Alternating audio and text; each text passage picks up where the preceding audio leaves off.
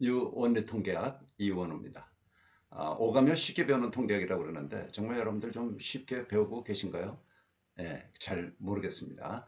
자, 오늘은 정말 중요한 통계학이 시작하는 그런 부분이라고 해도 과언이 아닌 표본에 대한 이해, 표본의 이해에 대해서 설명을 하도록 하겠습니다. 정말 중요한 부분입니다.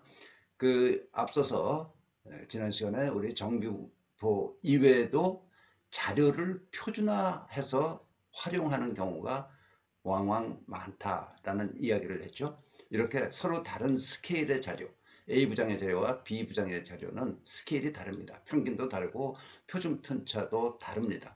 그래서 이런 A 부장이 가지고 있는 스케일, B 부장이 가지고 있는 스케일을 표준화시키면 A 부장의 점수와 B 부장의 점수를 그저 1대1 비교할 수 있다. 그런 이야기를 했습니다. 특별히 이거는 다시 한번 강조합니다.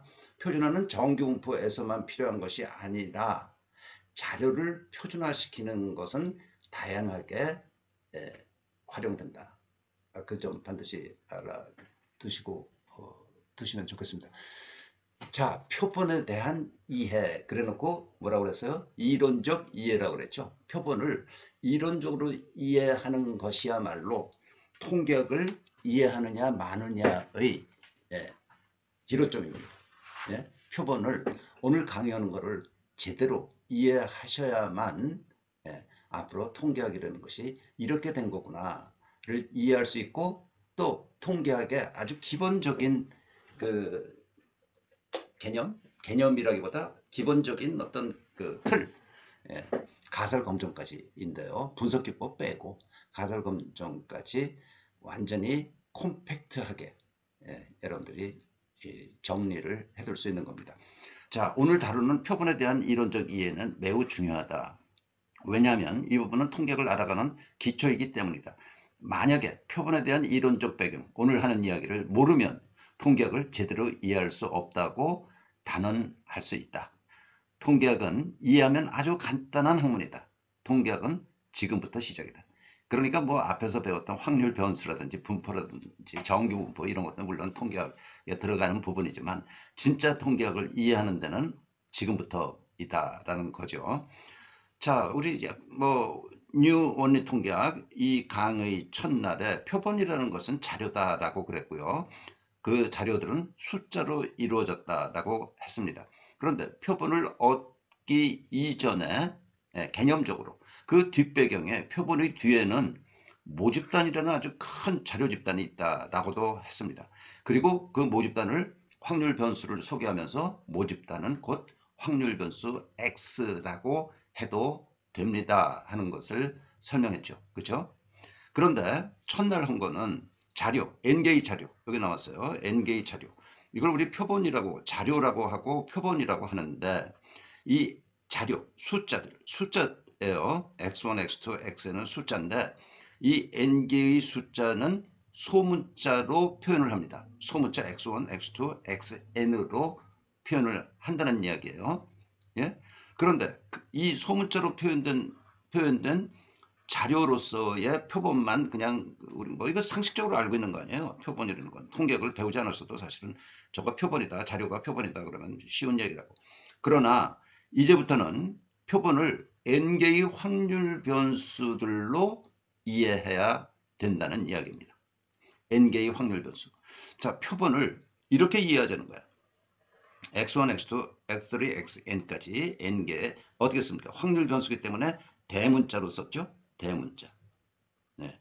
확률 변수는 항상 대문자야. 예? 무슨 소문자를 쓰고서 이 x가 fx라는 확률 분포를 합니다. 라고 하면 틀린 거야. 말이 안 돼. 소문자는 통계학에서 다른 곳은 몰라도 적어도 통계학에서는 소문자로 표현하면 어떤 값입니다. 어떤 값이야. 그래서 이 x가 확률 변수 x가 fx라는 뭔지 모르지만 어떤 확률 분포를 할 거 아니에요. 확률 변수는 확률 분포한다. 반드시. 그런데 거기에서 n개를 얻은 거야. 예?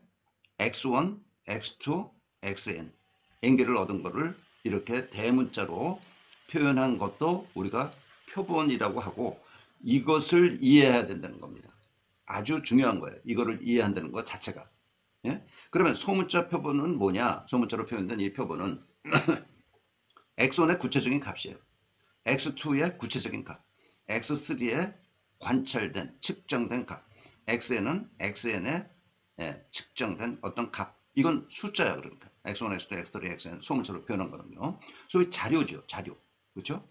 그래서 대문자와 소문자 둘 다 이것도 우리는 상식적으로 이걸 표본이라고 불렀는데 이거 부르면 안 됩니다가 아니고 이거 표본 맞습니다. 그런데 그 이전에 이론적인 표본, 대문자로서의 표본, 예? x1, x2, x3, xn.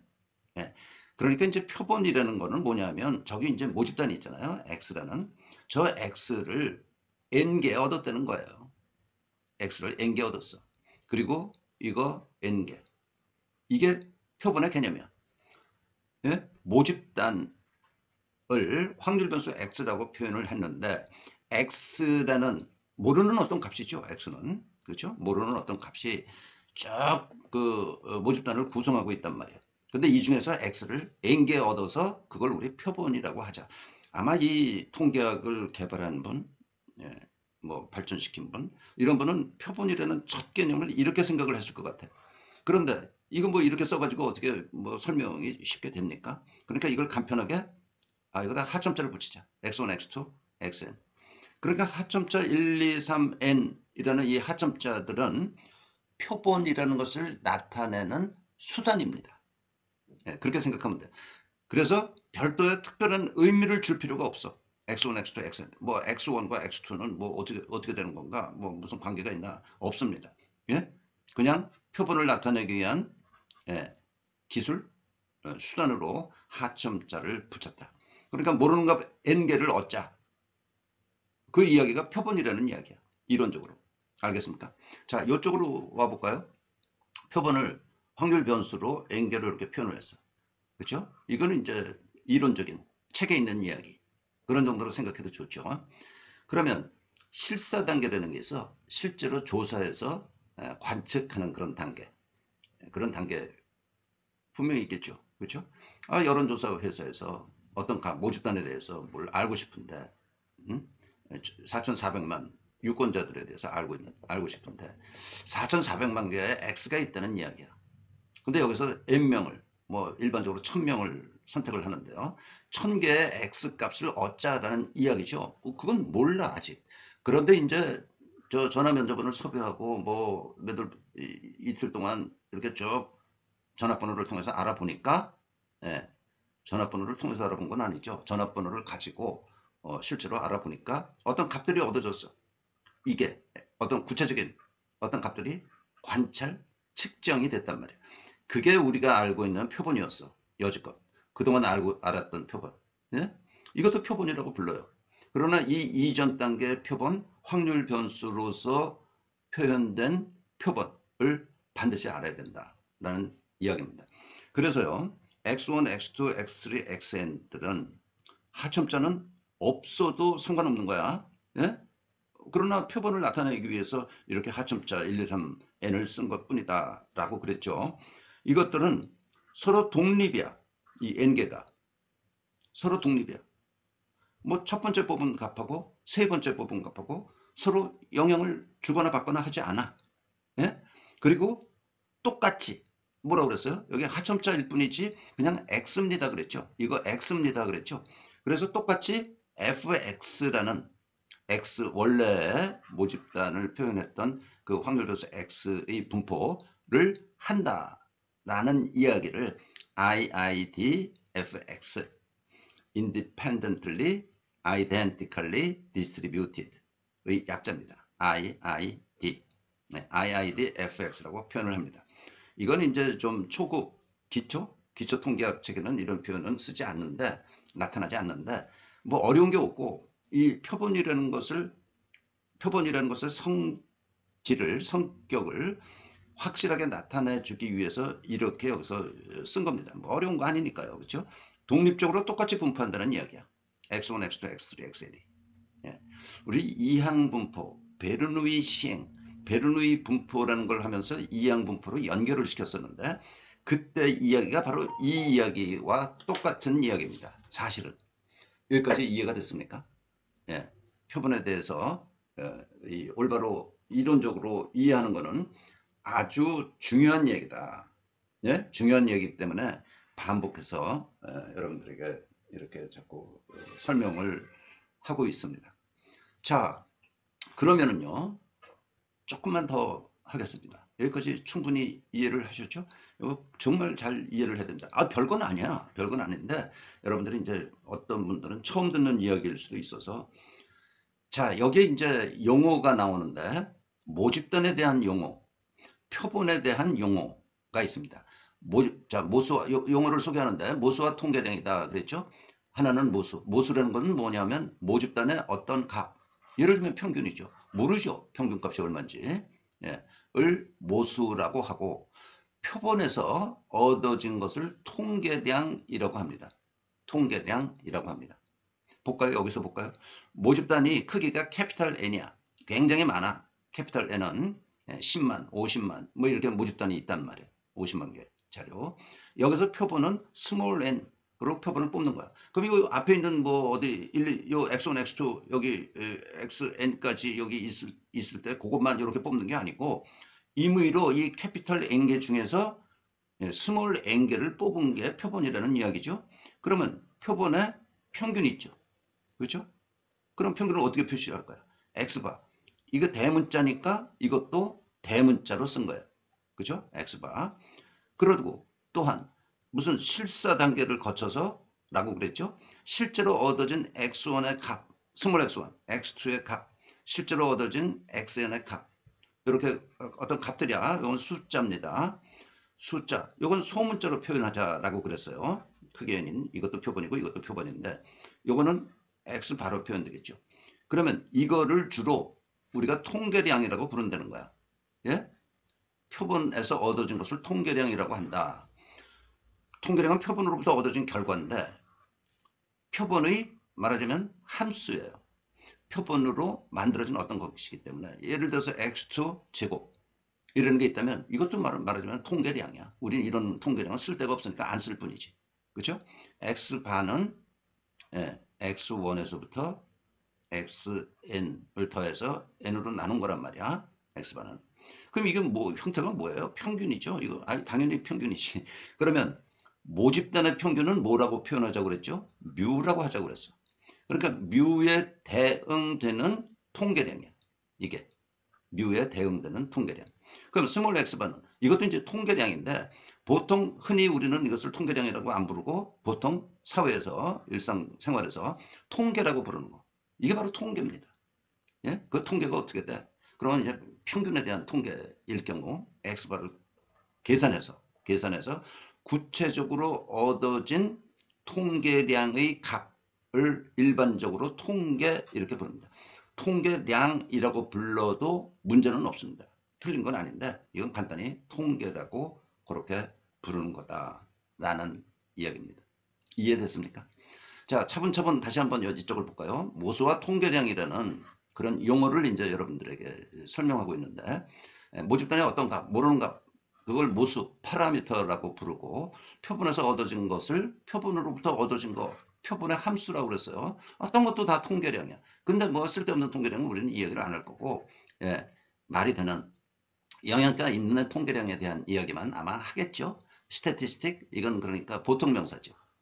통계학은 스태티스틱스고 앞자는 대문자여야죠.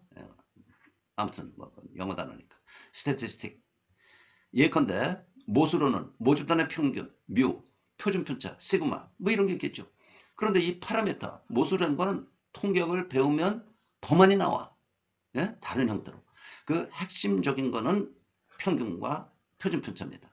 표준편차 뭐 분산 똑같은 거죠. 그렇죠? 제곱한 것뿐이니까 분산은 모집단의 값들이 무엇인지 모르기 때문에 그 평균도 모르고 표준편차도 모른다. 그렇죠? 모집단에 엄청 많은 숫자가 있기 때문에 자료가 있기 때문에 데이터가 있기 때문에 이걸 다 모르잖아요. 그러니까 평균 뮤를 모르는 거라고. 그렇죠? 물론 분산도 모르는 거고. 이런 것들을 우리가 모수 파라미터라고 부른다는 거예요. 그리고 이제 여기에서 모집단에서 얻어진 표본으로부터 나온 특히 대문자로 표현된 표본 가지고 얻어진 결과, 이거 X바 같은 거, S제곱 같은 거, 이걸 통계량, 스태티스틱이라고 부른다는 거죠. 예. 그리고 이제 이건 계산된 값이고, 통계량에 계산된, 구체적으로 계산된 값. 그러니까 이게 어떤 값들인지 모르기 때문에 여기는 음영 처리를 좀 했고요. 이거 두 군데. 여기는 음영 처리를 안 하고 백색으로 했어요. 바탕을. 이건 아는 값들이니까, 이제. 예? 이거 무슨 값입니까? 아예 구체적으로 무슨 점수를 이야기해서 75, 68, 무슨 50 이런 이야기가 들어가겠지만 어떻게 이렇게 쓰겠어요. 그러니까 그냥 이런 구체적인 값을 나타내기 위해서 소문자 x1, x2, xn으로 쓴 거다. 그렇게 생각하시면 되겠습니다. 통계 이론은 파라미터를 어떻게 어떤 식으로 무엇을 알아내느냐에 대한 파라미터에 대한 체계가 통계 이론이야. 파라미터 가지고에 대해서 연구를 하다 보니까 통계 이론이라는 것이 생겼다. 그렇게 이해하시면 되겠습니다. 유감스럽게도 여기도 스타 하나 표시해야 되겠네. 유감스럽게도 통계학을 제대로 이해하지 못하게 씌워진 통계학 교재들이 많다. 서점에 수십 종이 있는데요. 통계학 관련 그 교재들이라고 할까? 서적들이. 이거를 설명하지 않고 또는 대문자로 써야 되는 부분에서 소문자로 쓴 통계학 책들이 의외로 많아서 정말 놀랐습니다. 제가 이 조사를 한번 했었거든요. 26권 교재에 대해서 했는데 적어도 15권은 큰 실수를 한 책들도 있고 이런 거는 큰 실수예요. 기대값 X. 확률 변수에 대한 기대값이지 스몰 x는 뭐라고 그랬어요? 계속해서 어떤 값이다 라고 그랬죠. 어떤 값에 대한 기대값 이라는 거는 그 값이야. 딴 값 설명될 수가 없어. 그런데 이거를 무슨 x, fx 이렇게 모든 x 이렇게 설명해 놓은 책이 있단 말이야. 이건 완전 엉터리예요. 정말 어떻게 해서 이렇게 설명을 하고 말았지? 그러면 그런 교재를 가지고 공부한 사람은 이 뒤에 나오는 무슨 추정, 가설검정 전부 다 이해할 수가 없습니다. 그냥 외우는 거야. 그런데 이해를 하면 앞 페이지에서 뭐라고 씁니다. 아주 간단한 게 통계학입니다. 중요한 내용을 많이 설명을 했습니다. 네? 정말 오늘 많은 양은 아닌데 자세히 여러 번 반복하느라고 이제 시간은 꽤 많이 갔는데요. 잘 이해하시기 바랍니다. 오늘 하는 거, 이번에 하는 거, 다음번에 하는 거 이게 핵심입니다. 이걸 모르고 통계학을 이해할 수 없습니다. 그러니까 뭐라고요? 일반적으로 사람들이 아유 통계학 그런 거 어려워. 이해도 안 돼. 예? 표준편차, 분산 잘 모르겠고 표준편차 식구하는 것만 어떻게 외우다시피 하고 말았어. 이렇게 이야기하는 사람들이 많은 거죠. 그렇지 않습니다. 이번 기회에 잘 정리하시기 바랍니다. 오늘 여기까지 하겠습니다. 수고하셨습니다.